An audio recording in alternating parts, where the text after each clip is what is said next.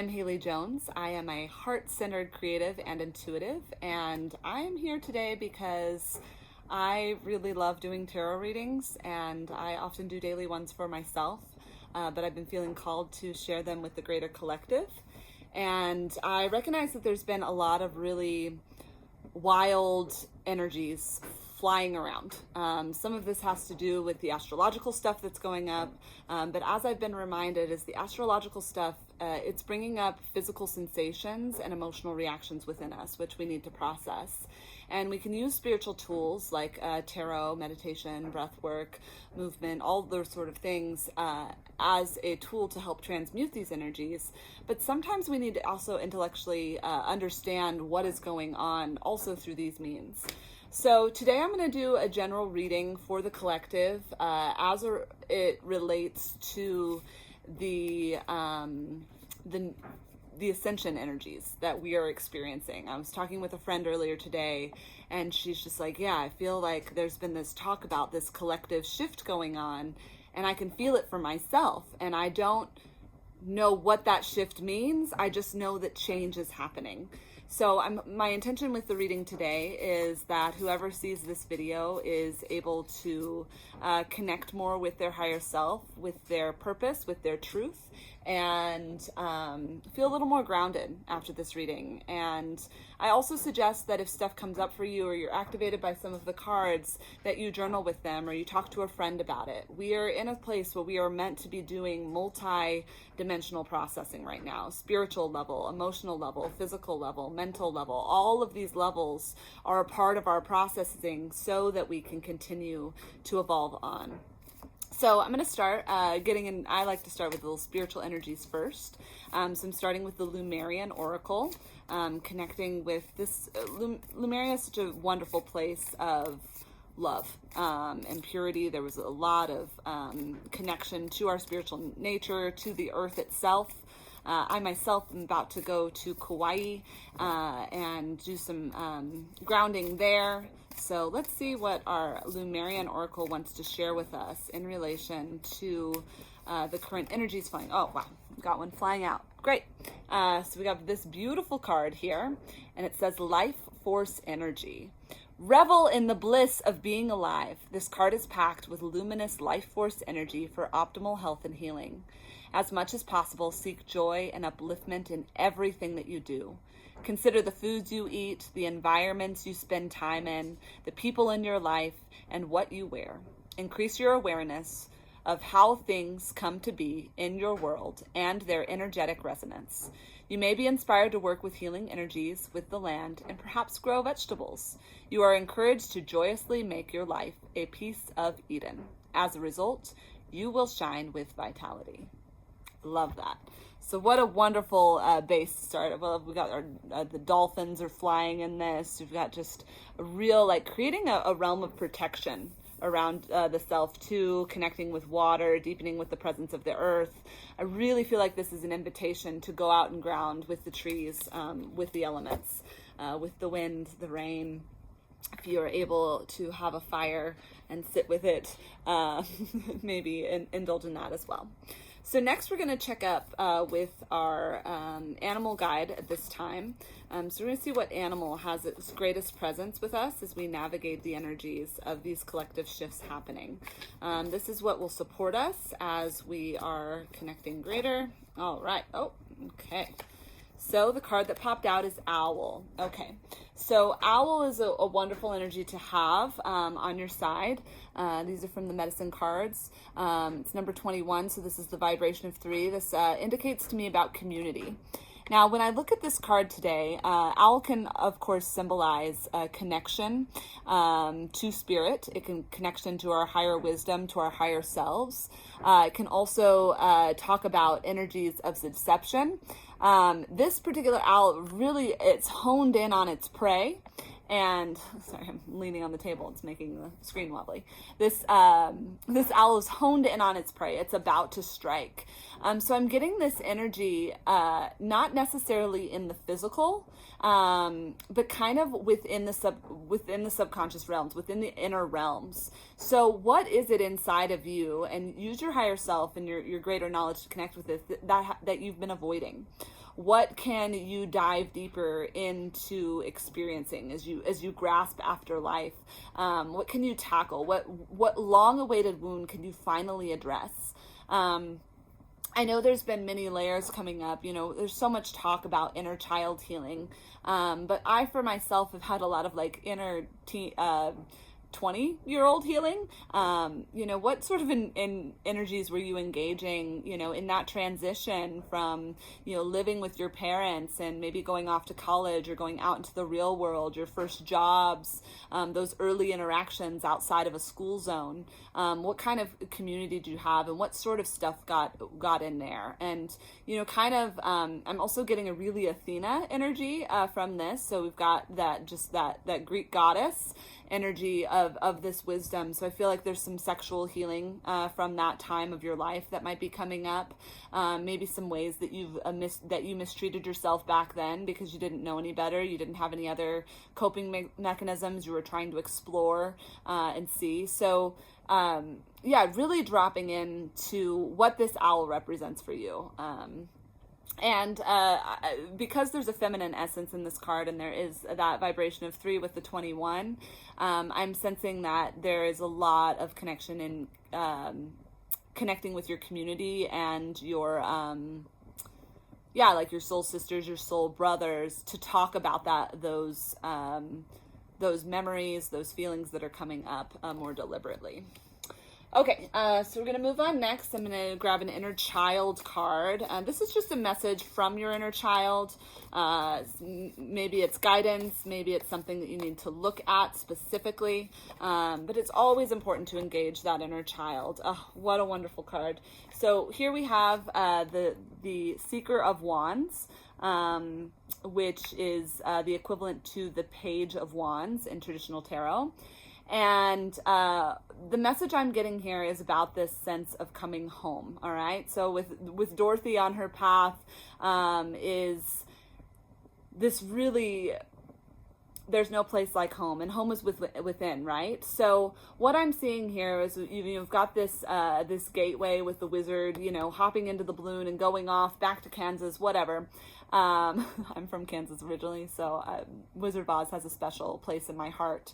But what I see with this is also about manifestation. So a message from your inner child is connecting to that wisdom within, that home, that heart within, kind of remembering your magic, that sense of play when you were out as a child, playing on the earth, playing outside. Remember when we used to do that?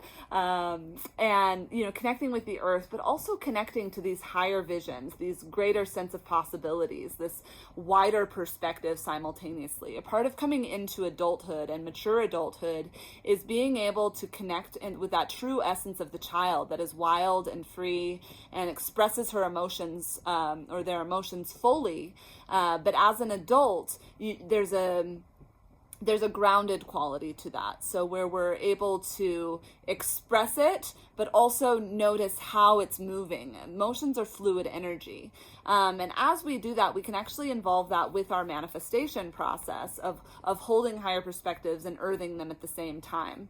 Now, something that sticks out for me is this, obviously it's Emerald City, but it feels like a castle energy in the background. So that really indicates to me that the inner child is asking you to connect to what are your greater dreams? What are your values? Not just from back when, but now. What has changed, and where are you going? So that is really a super beautiful thing. We'll sit with that. There might be another message that comes through with that card in a bit, but we're going to move on to the next thing. So next I'm going to use the Forest of Enchantment just to connect to the inner journey right now. So what is this inner self? What are you processing? Are there blocks that need to be removed? We'll just see what pops out. Okay. So we have 7 of Challenges. Now this is another deceptive energy going on, right? 7 of Challenges is often an indication that you're being lied to. And I don't get that this is an external energy. This is an energy within. So even for myself, and we all have this, it's like, sometimes it's hard to acknowledge the places in ourselves that we're ignoring. What is it that we are avoiding within our own reality that is blocking and manifesting our dreams. There also just feels like a really past energy as I look in this card. It's just like that, you know, like kind of scrounging through reality and not necessarily taking the pieces that are most beneficial. So I actually get a real sense of letting go, because when I look at this little wagon here, I feel like whoever's inside is really cultivating their inner light, is connecting to their higher self and their greater good. And it's like, how is that manifesting in the real, you know, in the real world with this flame out here? I'm going to ask for more guidance on this card. I'd like just a little bit more energy from this inner world, from our enchanted forest. Okay, yep, grief energy. I did a reading last night. I got very similar cards. So here we have the Three of Challenges, so the Three of Swords. These two cards to me indicate, again, just this avoidance of maybe more basement emotions, avoidance of grief, avoidance of heartbreak, maybe avoiding walking away from what you know isn't good for you anymore. You know, because this card and the way, you know, it's portrayed here, it's a very Hansel and Gretel energy. This can be related to walking away from a partner, from a man, from a toxic relationship. That brings grief. It's hard, I think, for our inner masculine, you know, creating the boundaries and the structure sometimes, to leave what you know that you love, to leave a partnership that you know is sacred. This is good stuff. I'm feeling called to draw yet another card from the Forest of Enchantment. Okay. All right. So here's where it shifts, right? We have Two of Boons, Two of Pentacles, and this is a balancing energy, right? There's not water on the bridge. There's also a troll. So it indicates to me, you know, where in ourselves are we finding balance between our adult selves and our mystical child selves? Where are we finding balance between our greatest dreams and doing the foundational work to make those dreams come true? Because you can't ignore the shadows that are under the bridge. You can't ignore the parts, the traumas, the pains, the hurts that are holding you back.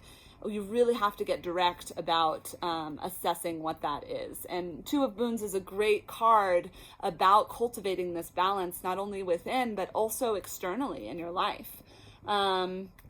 I'm feeling called to draw just a regular tarot card along these same energies. So if we're doing the work to, you know, assess our inner deceptions, our old patterns, our pains, our traumas, these shadow components, and working to find balance, we're finding harmony between heaven and earth, light and shadow, inner and outer. Where is this taking us? Okay.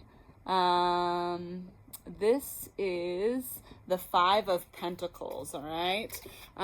These are a good deck if you're learning tarot. It's just a, classic tarot with some explanations on it. So here there's still a lot of fear of lack. And I sense this is coming up a lot in our collective, as far as we're navigating from places that aren't serving us, and they're showing up externally, internally and externally, because we are we're spending too much time looking back. It's funny, I hold this to the screen and we're looking back, and then I hold it to me and we're looking forward. So that's significant, right? So it's like, we don't need to bring all of the pain of our past into the present. We need to bring the lessons from the pain of the past into the present.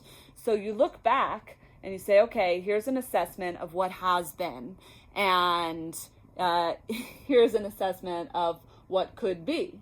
Now, you don't take that and bring it forward. No, you say, hey, there's the lessons. That's not what I wanted. And I think that this kind of also as far as relationships go, and how it relates to our inner world, it really feels like it applies to, is the person I was back then what parts of them are still active in this person now. So if you are experiencing dynamics in a relationship that are very similar and you're not to what you experienced in your past, what is it to make a shift? You know, is it believing that you are worthy? And to believe that you're worthy, what deeper inner work do you need to do to cultivate this? I'm gonna draw another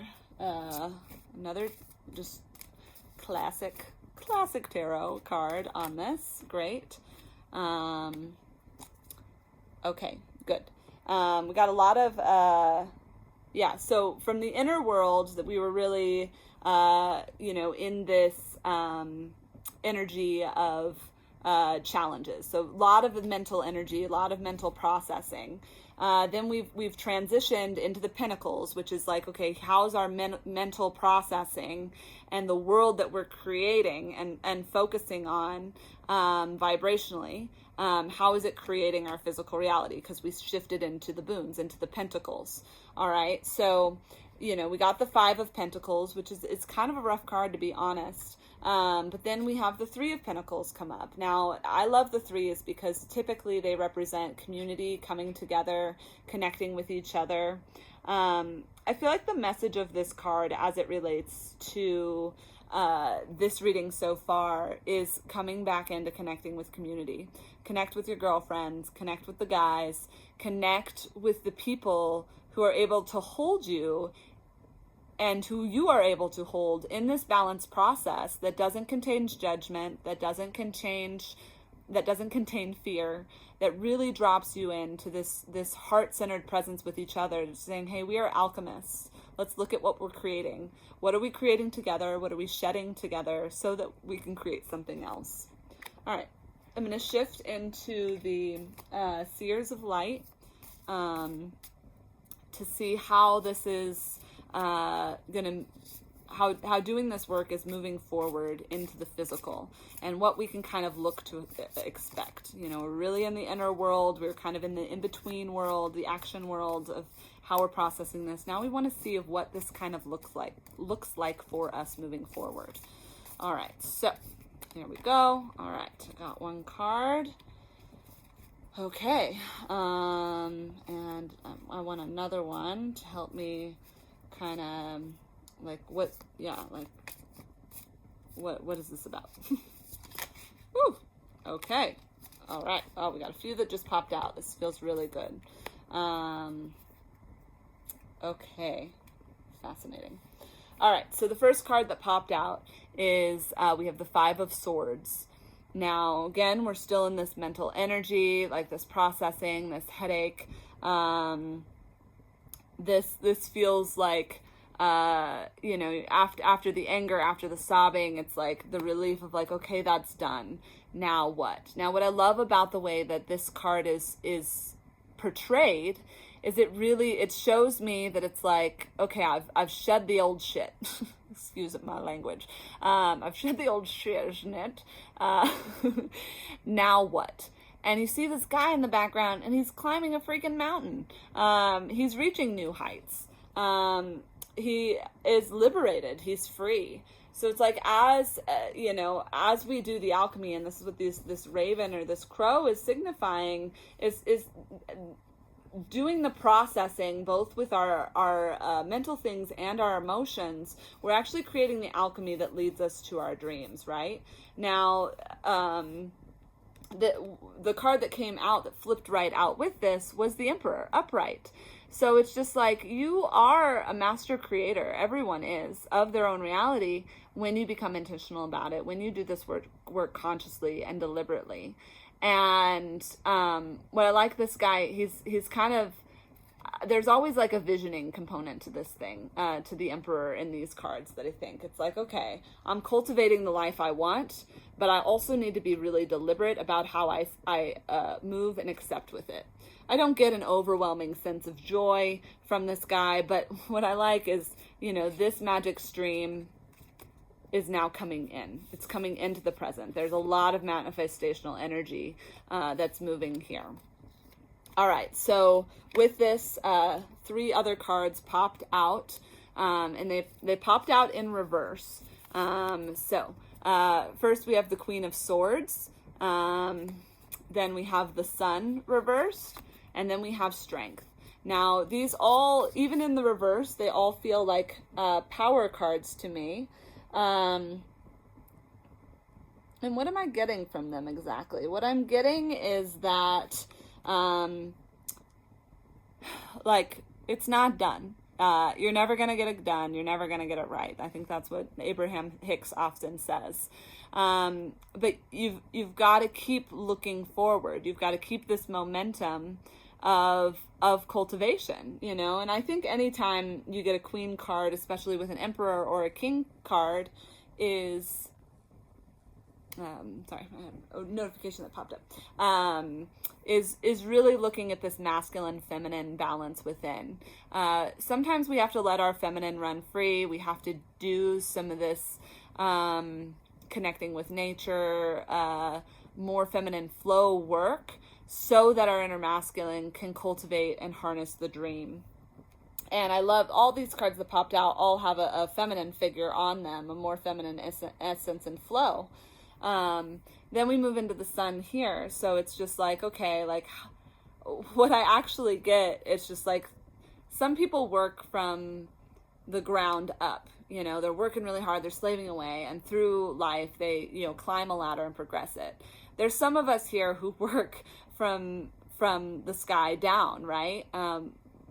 My feeling is that so much of our experience is energetic, and if we're really doing this mental and this emotional, this spiritual work, we are grounding it. So what I get the sense from the Sun in reverse here is that you've got this beautiful woman who's clearly been dancing on the earth, making her prayers, doing her magic, and but not even doing it she's not, plowing away at the action. She's just been doing it up in spirit, basically. And this feels like a lightning bolt down towards earth, like towards this manifestation. Sun is a really positive card to receive. And it being in reverse here indicates that the work is happening. It is manifesting. It might not be happening as fast as you want, or as quickly as you want, but it is happening. The next card that came up was Strength, right? So it's like this work is occurring because you've been putting in the work, because you've been believing in yourself. Now, the fact that all of these three cards were in reverse, it feels like there's been a lot of doubting of self, doubting of the universe, doubting in the divine flow. And I feel like this is an indication that you don't need to doubt anymore. Like, this process is unfolding. Stick with it. Don't give up. It might not be easy, but it's happening. All right, I'm going to draw one more card. What is it? Outcome energy as it relates to this reading here. What sums it all up? Death and rebirth.